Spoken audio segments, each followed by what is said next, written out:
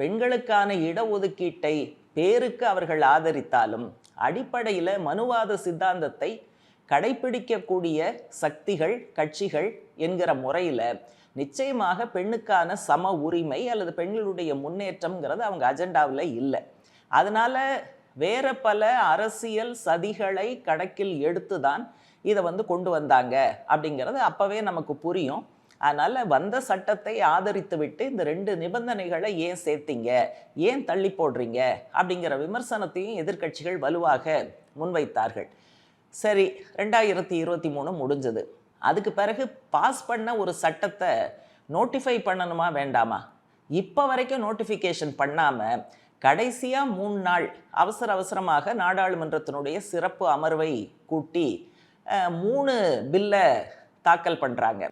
தொகுதி மறுசீரமைப்புங்கிறது ஒரு சர்ச்சைக்குரிய விஷயம். இது தென் மாநிலங்களுடைய எம்பிக்கள் எண்ணிக்கையை குறைத்து தென் மாநிலங்கள் நாடாளுமன்றத்தில் அவர்களுக்கு இருக்கக்கூடிய அரசியல் அதிகாரத்தை பலவீனப்படுத்துவது என்கிற பிரச்சனையோடு இணைந்தது. கண்டென்ஷியஸ் இஷ்யூ அப்படின்னு சொல்லுவாங்க, சர்ச்சைக்குரிய பிரச்சனை. அப்போ அழகாக தனியாக ஒரு சட்டத்தை நோட்டிஃபை செய்து உடனடியாக அதை அமலுக்கு கொண்டு வருவதற்கு பதிலாக இப்போவும் நீங்கள் அரசியல் சட்ட திருத்தம்ங்கிற பேரில் டீலிமிட்டேஷன் மசோதாக்களையும் இணைத்து இதை கொண்டு வரீங்க. 3/2 மெஜாரிட்டி உங்களுக்கு இருக்காதுங்கிறது நல்லா தெரியும். தென் மாநிலங்கள் விடமாட்டாங்க. ஏன் வேற பல மாநிலங்கள்லேயே கூட நியாயமாக ஸ்டாண்ட் எடுக்கணும்னு நினைக்கிறவங்க இது ஜனநாயக விரோதமானதுங்கிறத கண்டிப்பாக சொல்லுவாங்க, ஆதரிக்க மாட்டாங்க. அதனால் 2/3 இல்லைங்கிறது தெரியும். இந்த மசோதாக்கள் தோற்று போகக்கூடிய சூழ்நிலை வரும் என்பதும் தெரியும். அதையும் தாண்டி என்ன தைரியத்தில் அவங்க முன்வைக்கிறாங்கன்னு சொன்னால், இந்த தேர்தல் நடக்கக்கூடிய சூழலை பயன்படுத்தி எதிர்க்கட்சிகள் மீது பழியை தூக்கி போட்டு பெண்கள் உரிமை பெறுவதை எதிர்க்கட்சிகள் ஆதரிக்கவில்லை அப்படிங்கிற ஒரு தோற்றத்தை உருவாக்குவதற்கு அதுக்கு தான் அவங்க இதை பண்ணியிருக்காங்க அப்படிங்கிறத நம்மால் நல்லா புரிஞ்சுக்க முடியுது. எனவே இந்திய பெண்களிடம் பிரதமர் அவர்கள் மன்னிப்பு கேட்டது மிகச் சரியானது. அது எதிர்க்கட்சிகள் காரணமாக அல்ல, இதுக்கு முழு முதல் காரணமாக பிஜேபி தான் இருந்திருக்கிறது, மோடி அரசாங்கம் தான் இருந்திருக்கு. அனைத்து நண்பர்களுக்கும் வணக்கம். பிரதமர் மோடி நாட்டு மக்களுக்கு தூர்தர்ஷனை பயன்படுத்தி ஒரு செய்தியை சொல்லியிருக்கிறார். அதில் இந்திய பெண்களிடம் மன்னிப்பு கோருவதாக சொல்லியிருக்கிறார். ஏன்னு சொன்னால், அதற்கு முன்னதாக நாடாளுமன்றத்தில் தாக்கல் செய்யப்பட்ட பெண்களுக்கான இடஒதுக்கீடு, அதோடு சேர்த்து தொகுதி மறுசீரமைப்பு, இந்த மசோதாக்கள் 3/2 பெரும்பான்மை இல்லாத காரணத்தினால பாஸ் ஆகலை. ஒட்டுமொத்த பழியை எதிர்க்கட்சிகள் மேலே தூக்கி போட்டு பிஜேபி ஏதோ பெண்கள் உரிமைக்காகவே பிறப்பெடுத்த மாதிரி மன்னிப்பு கேட்டெல்லாம் அவர் தூர்தர்ஷனில் பேசியிருக்கிறார். இதில் முதல் பிரச்சனை என்னன்னா, தமிழ்நாடு மேற்கு வங்க மாதிரியான மாநிலங்களில் தேர்தல் இன்னும் நடக்காத சூழலில் மாடல் கோட் ஆஃப் கான்டக்ட் நடைமுறையில் இருக்கும்போது அரசுக்கு சொந்தமான துறையான தூர்தர்ஷனை பயன்படுத்தி தமிழ்நாடு மேற்கு வங்கம் உள்பட அந்த மாநிலங்கள் அந்த மாநில முதல்வர்களை விமர்சித்து மோடி அவர்கள் பேசியிருக்கிறார். அப்போ மாடல் கோட் ஆஃப் கான்டக்டை வயலேட் செய்தார் என்கிற காரணத்திற்காக பிரதமர் மீது நடவடிக்கை எடுக்க வேண்டும், தேர்தல் ஆணையம் நடவடிக்கை எடுக்கணும் அப்படின்னு சொல்லிட்டு மார்க்சிஸ்ட் கட்சி உள்பட பல்வேறு அரசியல் கட்சிகள் இந்த நிலைப்பாட்டை எடுத்திருக்கிறார்கள் அப்படிங்கிற ஒரு விஷயத்தை முதல்ல பதிவு செய்யணும். அடுத்தது பெண்கள்கிட்ட பிரதமர் மன்னிப்பு கேட்டார் அப்படின்னா அவர் மன்னிப்பு கேட்க தான் வேணும். ஆனால் எதிர்க்கட்சிகள் இப்படி பண்ணிட்டாங்க என்று அவர் சொல்வதை நாம் ஏற்க முடியாது. ஆரம்பத்திலிருந்து கடைசி வரைக்கும் முழுக்க இந்த நிலைமை ஏற்பட்டதற்கு பிஜேபி தான் காரணம் அப்படிங்கிறத நம்ம புரிஞ்சுக்கணும். 2023 பெண்களுக்கான இடஒதுக்கீடு சட்டத்தை மோடி ஆட்சியில் இருந்தப்போ கொண்டு வந்தாங்க. அது கூட நீங்கள் பார்த்தீங்கன்னா, அதுக்கு முன்னால் 2010 மன்மோகன் சிங் அரசாங்கம் இருந்தபோதே அது மாநிலங்களவையில் தாக்கல் செய்து நிறைவேற்றப்பட்டது. மக்களவைக்கு கொண்டு வரப்படலை, பல்வேறு காரணங்கள்னால அது காலாவதியாகிவிட்டது. அந்த சூழலில் 2014 மோடி அவர்கள் ஆட்சிக்கு வருகிறார். நினச்சிருந்தா 2014 இந்த சட்டத்தை கொண்டு வந்திருக்கலாம், 15 கொண்டு வந்திருக்கலாம், 16 கொண்டு வந்திருக்கலாம். ஆனால் எப்போ கொண்டு வர்றாரு? 2023. 9 ஆண்டுகள் கழித்து அவருடைய 2வது பதவிக்காலம் முடிவடையக்கூடிய சூழல்ல இதை வந்து கொண்டு வருகிறார். சரி, எப்படியோ அதை வந்து கொண்டு வருகிறார், நல்ல விஷயம் அப்படின்னு பார்க்கலாம். அப்படின்னா அதுக்கு 2 நிபந்தனைகளை பிஜேபி அரசாங்கம், மோடி அரசாங்கம் இணைக்கிறது. இதை நம்ம வந்து இன்னைக்கு ஏற்பட்டிருக்கக்கூடிய நிலைமையோட இந்த பாயிண்ட்டை நம்ம வந்து சேர்த்து பார்க்கணும் அப்படிங்கிறத நான் வலியுறுத்தி சொல்ல விரும்புகிறேன். பிருந்தா கராத் போன்ற தலைவர்கள், மற்ற பலர் இந்த பெண்களுக்கான இடஒதுக்கீடு சட்டம்ங்கிறது ஸ்டாண்ட் அலோன் ஆக்ட் அப்படிங்கிறத திரும்ப திரும்ப சொல்கிறாங்க. அதோட நீங்கள் எந்த கண்டிஷனையும் கொண்டு வந்திருக்க வேண்டிய அவசியம் இல்லை. அழகாக அதை தனியாக தாக்கல் பண்ணி அதை வந்து பாஸ் பண்ணி உடனடியாக அதை வந்து அமலுக்கு கொண்டு வந்திருந்தா 2024 நாடாளுமன்ற தேர்தலையே பெண்களுக்கான 33% இடஒதுக்கீடு வந்திருக்கும். 543 எம்பிக்கள் அடங்கிய மக்களவையில் 3ல் 1 பங்கு பெண்கள் வந்து ஜேன்னு இருந்திருப்பாங்க. ஆனால் அப்போவே இந்த 2 கண்டிஷனையும் சேர்த்த போதே சிபிஎம் உள்பட மற்ற பல கட்சிகள் உட்பட எல்லாருமே அந்த 2 விஷயத்த சொன்னோம். எதுக்கு இந்த சட்டத்தோட இந்த 2 பாயிண்ட்டை நீங்கள் சேர்க்குறீங்க? முதல்ல சென்சஸ்ங்கிறது சாதாரணப்பட்ட விஷயமா? எத்தனை வருஷம் ஆகும்? அதுக்கு பிறகு சென்சஸ் முடிஞ்ச பிறகு டீலிமிட்டேஷன். அப்போ அந்த தொகுதி மறுசீரமைப்புங்கிறதும் எடுத்தோம் கவுத்தோன்னு செய்ய முடியாது, அதுவும் வந்து பல ஆண்டுகள் ஆகும். அப்போ அந்த கணக்குப்படியே அதிகபட்சம் 2034 தான் பெண்களுக்கான இடஒதுக்கீடு சட்டம் அமலாகும் அப்படிங்கிற சூழலை உருவாக்கியது யார் அப்படின்னா பிஜேபி. உருவாக்கியது மோடி அரசாங்கம் தான். இது வந்து நியாயமே இல்லை என்று தெரிந்தும் அதை கொண்டு வந்தாங்க. ஏன்னு சொன்னால், பெண்களுக்கான இடஒதுக்கீட்டை பேருக்கு அவர்கள் ஆதரித்தாலும் அடிப்படையில் மனுவாத சித்தாந்தத்தை கடைப்பிடிக்கக்கூடிய சக்திகள், கட்சிகள் என்கிற முறையில் நிச்சயமாக பெண்ணுக்கான சம உரிமை அல்லது பெண்களுடைய முன்னேற்றம்ங்கிறது அவங்க அஜெண்டாவில் இல்லை. அதனால் வேற பல அரசியல் சதிகளை கணக்கில் எடுத்து தான் இதை வந்து கொண்டு வந்தாங்க அப்படிங்கிறது அப்போவே நமக்கு புரியும். அதனால் வந்த சட்டத்தை ஆதரித்து விட்டு இந்த 2 நிபந்தனைகளை ஏன் சேர்த்தீங்க, ஏன் தள்ளி போடுறீங்க அப்படிங்கிற விமர்சனத்தையும் எதிர்க்கட்சிகள் வலுவாக முன்வைத்தார்கள். சரி, 2023 முடிஞ்சது. அதுக்கு பிறகு பாஸ் பண்ண ஒரு சட்டத்தை நோட்டிஃபை பண்ணணுமா வேண்டாமா? இப்போ வரைக்கும் நோட்டிஃபிகேஷன் பண்ணாமல் கடைசியாக 3 நாள் அவசரமாக நாடாளுமன்றத்தினுடைய சிறப்பு அமர்வை கூட்டி 3 பில்லை தாக்கல் பண்ணுறாங்க.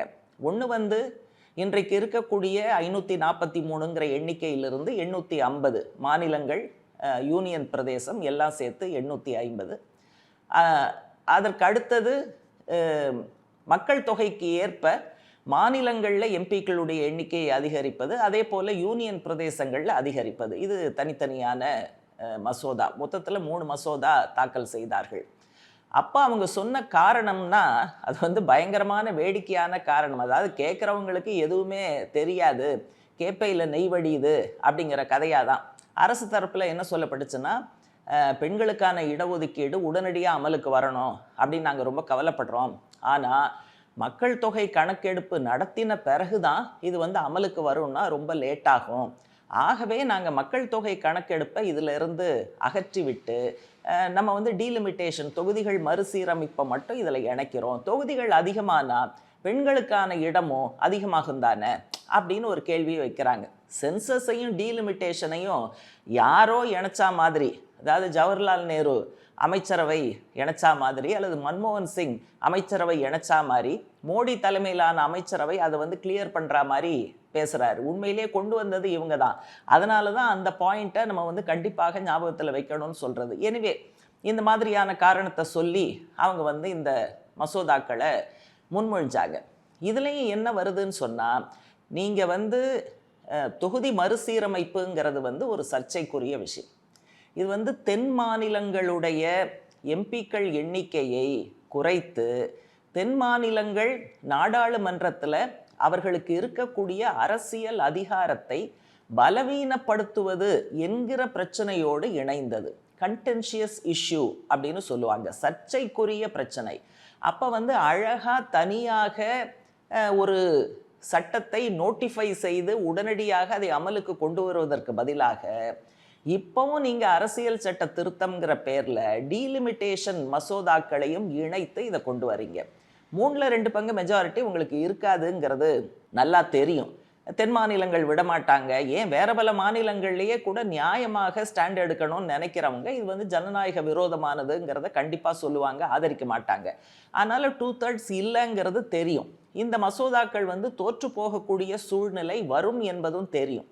அதையும் தாண்டி என்ன தைரியத்தில் அவங்க வந்து முன்வைக்கிறாங்கன்னு சொன்னால், இந்த தேர்தல் நடக்கக்கூடிய சூழலை பயன்படுத்தி எதிர்க்கட்சிகள் மீது பழியை தூக்கி போட்டு பெண்கள் உரிமை பெறுவதை எதிர்க்கட்சிகள் ஆதரிக்கவில்லை அப்படிங்கிற ஒரு தோற்றத்தை உருவாக்குவதற்கு அதுக்கு தான் அவங்க வந்து இதை பண்ணியிருக்காங்க அப்படிங்கிறத நம்மால் நல்லா புரிஞ்சுக்க முடியுது.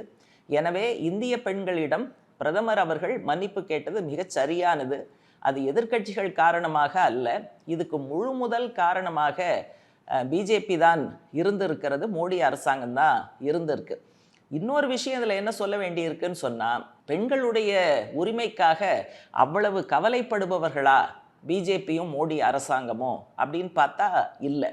ஏராளமான வழக்குகளை பிரச்சனைகளை நம்ம சொல்ல முடியும். உத்தரப்பிரதேசம் உன்னாவ், அதில் ஒரு இளம் பெண்ணை, மைனர் பெண்ணை தொடர்ச்சியாக பாலியல் வல்லுறவு செய்து அவங்க குடும்பத்தில் இருக்கக்கூடிய பலரும் கொல்லப்படுவதற்கு காரணமாக இருந்த பிஜேபி எம்எல்ஏ குல்தீப் சிங் சேங்கர், அவரை வந்து பாதுகாப்பதற்கு தான் நீண்ட காலம் பிஜேபி மாநில அரசு முயற்சி செய்து கொண்டு இருந்தது.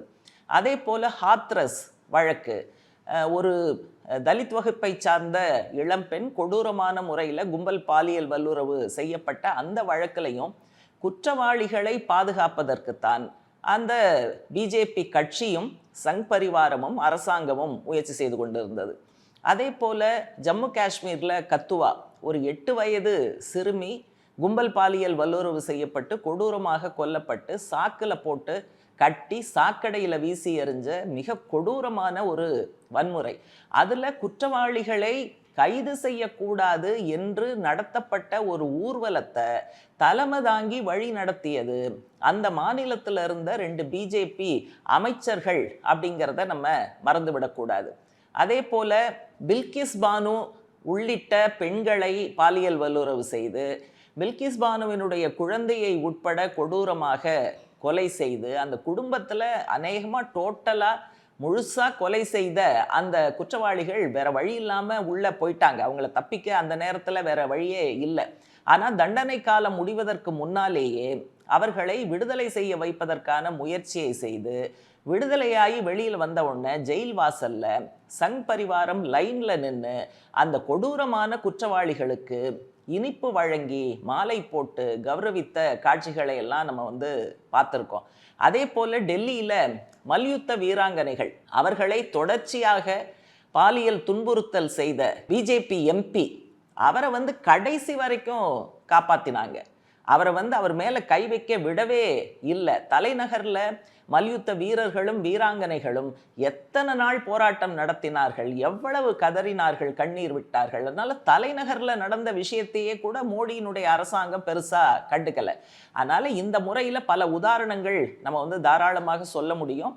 அவர்கள் பின்பற்றுகிற மனுஸ்மிருதி, மனுவாத கோட்பாட்டில் பெண்களுக்கு சமமான உரிமை இல்லை, தலித் மக்களுக்கும் பழங்குடி மக்களுக்கும் உரிமை இல்லை, உழைப்பாளி மக்களுக்கு உரிமை இல்லை, உயர் சாதிய பிராமணிய கோட்பாடுகளை உயர்த்தி பிடிக்கக்கூடிய சித்தாந்தம் தான் இந்த மனுவாத சித்தாந்தம். அப்போ இந்திய அரசியல் சட்டத்திற்கு பதிலாக மனுவின் நீதிதான் சட்டமாக இருந்திருக்க வேண்டும்ங்கிறது தான் ஆரம்பத்திலிருந்து ஆர்எஸ்எஸ் பிஜேபியினுடைய நிலைப்பாடு. அப்போ இவங்க வந்து பெண்களுக்கான உரிமையை பற்றி கவலைப்படுகிறார்கள் என்று சொன்னால் நிச்சயமாக அது வந்து முதலை கண்ணீர் வடிப்பதற்கு சமானம். அதனால் அந்த விஷயத்திலையும் பிஜேபியை நம்ம நம்ப முடியாது. அடுத்து இந்த சட்டம் பற்றி வரும்போது சங் பரிவார ஆதரவாளர்கள் எல்லாரும் என்ன சொல்கிறாங்க, அதுதான் அவர் அமித்ஷா எனக்கு 1 மணி நேரம் டைம் கொடுங்க, நான் வந்து 50% இன்க்ரீஸுங்கிற முறையில் நான் மாற்றி எழுதி கொண்டு வந்து திருத்தப்பட்ட மசோதாவை தாக்கல் பண்ணுறேன் அப்படின்லாம் சொன்னார். இப்போ இந்த வாயில் சொல்கிறதையெல்லாம் கேட்டுக்கிட்டு, ஏன்னா அரசமைப்பு சட்ட திருத்தமாக அதை கொண்டு வருவாங்களா நமக்கு தெரியாது. இன்னொன்று, பிஜேபியை பற்றி சொல்லும்போது பல இடங்களில் நம்ம என்ன சொல்கிறோம், பொய்களை உற்பத்தி செய்யும் தொழிற்சாலை அப்படின்னு தான் நம்ம வந்து பிஜேபியை சொல்கிறோம். இப்போ அந்த முறையில் அவங்க சொல்கிற பல விஷயங்கள் வந்து உண்மைக்கு புறம்பான விஷயங்கள் தான். எழுத்து மூலமாக கொடுத்த விஷயங்களையே அவங்க நிறைவேற்றலை. ஒன்றும் இல்லை. இப்போ வந்து தேர்தல் வாக்குறுதியில் இளைஞர்களுக்கு ஒரு வருஷத்துக்கு 2 கோடி பேருக்கு வேலை அப்படின்னு வாக்குறுதி எழுத்து மூலமாக தான் கொடுத்தாங்க. அது ஒன்றும் நடக்கலை. அதே போல் விவசாயிகளுடைய விளைபொருளுக்கு எம்எஸ் சுவாமிநாதன் கமிஷன் பரிந்துரையின் அடிப்படையில் நாங்கள் வந்து நியாய விலை கொடுப்போம் அப்படின்னு சொன்னாங்க. சொல்லி முடித்து ஜெயிச்சுட்டு அதுக்கு அடுத்த வருஷம் யாரோ சுப்ரீம் கோர்ட்டில் கேஸ் போடுறாங்க. இது சம்பந்தமாக பிஜேபி தரப்பில் மத்திய அரசின் தரப்பில் தாக்கல் செய்யப்படுகிற அஃபிடவிட்டில் அதுக்கெல்லாம் சாத்தியமே இல்லை, எம்எஸ் சுவாமிநாதன் கமிஷன் பரிந்துரையெல்லாம் நாங்கள் வந்து நிறைவேற்ற முடியாது அப்படின்லாம் சொன்னாங்க. அதனால் முழுக்க முழுக்க விவசாயிகள் கடனை ரத்து பண்ணு அப்படின்னா முடியாது, கஜானா காலி ஆகிடும்னு இவங்க பேசுகிறாங்க. ஆனால் இன்னொரு பக்கம் அம்பானிக்கு, அதானிக்கு, சூப்பர் பணக்காரர்களுக்கு கடன் தள்ளுபடி, வரிச்சலுகை, வரி தள்ளுபடி, சில வரிகளை போட மறுப்பது. இப்போ சிபிஎம் சார்பாக வெல்த் டேக்ஸ் திரும்ப கொண்டு வாங்கன்னு சொல்கிறோம், இன்ஹெரிட்டன்ஸ் டேக்ஸ் கொண்டு வாங்க, அதன் மூலமாக அரசாங்க கஜானா நிரம்பி வழியும், பாவப்பட்டவர்கள் தலையிலேயே நீங்கள் சுமைகளை சுமத்தாதீங்க அப்படின்னு எத்தனை முறை சொன்னாலும் அது முதலாளிகளுக்கு வலிக்கும் என்பதற்காக கார்ப்பரேட் ஆதரவு பாதையில் போகக்கூடிய மோடி அரசாங்கம் அதையும் செய்ய மறுக்கிறது.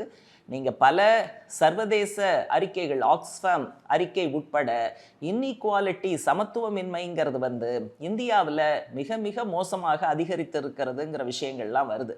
அதனால் இவங்களுடைய கொள்கை மிக தெளிவாக பெண்களுக்கு எதிரானது, தலித் பழங்குடி மக்களுக்கு எதிரானது, உழைப்பாளி மக்களுக்கு எதிரானது, முழுக்க முழுக்க கார்ப்பரேட்டுகளுக்கு ஆதரவானது. வெளிநாட்டு கொள்கையில் அமெரிக்க ஏகாதிபத்தியத்துக்கு சாய்மானமாக அவங்க அயல்துறை கொள்கையை உருவாக்கி கொண்டு இருக்கிறார்கள்.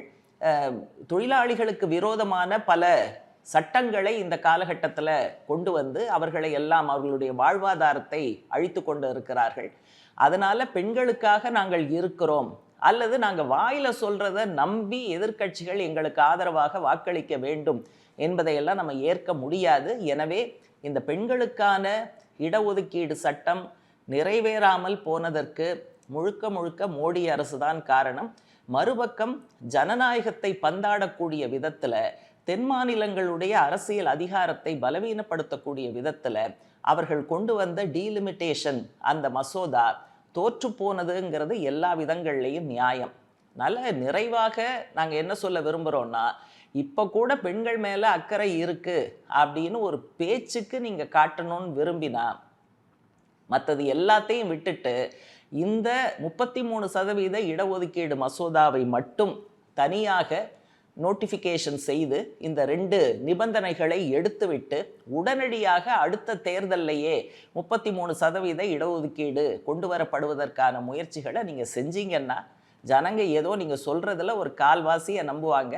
ஆனால் உங்களுக்கு அந்த சித்தாந்த ரீதியாகவே அந்த பார்வை இல்லை அப்படிங்கிறது தான் மக்களுக்கு எடுத்து சொல்வதற்கு நாங்கள் முயற்சி பண்ணுறோம். ஆகவே இடஒதுக்கீட்டுக்கு நாங்கள் எதிரானவர்கள் அல்ல. இன்னும் சொல்லப்போனால் 30 ஆண்டுகளுக்கு மேலாக பெண்களுக்கு இந்த இடஒதுக்கீடு வேண்டும் என்று பிஜேபியை விட பல மடங்கு அதிகமாக இடதுசாரிகளும், இங்கே தமிழ்நாட்டில் திராவிட முன்னேற்ற கழகம் போன்ற கட்சிகளும், பல கட்சிகள் வந்து களத்தில் தான் நிற்கிறோம். அதனால் எங்களுக்கு பெண்ணுரிமை பற்றி சொல்லி கொடுக்க வேண்டாம். எங்களுடைய பெண் சமத்துவ கருத்துக்கு நீங்கள் ஒன்றும் சர்டிஃபிகேட் கொடுக்க வேண்டாம். பெண்கள் எதிர்பார்க்கக்கூடிய இந்த சட்டத்தை தனியான முறையில் கொண்டு வந்து அதை நிறைவேற்றுவதற்கான முயற்சியை பிஜேபி அரசு செய்ய வேண்டும் என்பதை நிச்சயமாக நாங்கள் தொடர்ந்து வலியுறுத்துவோம்.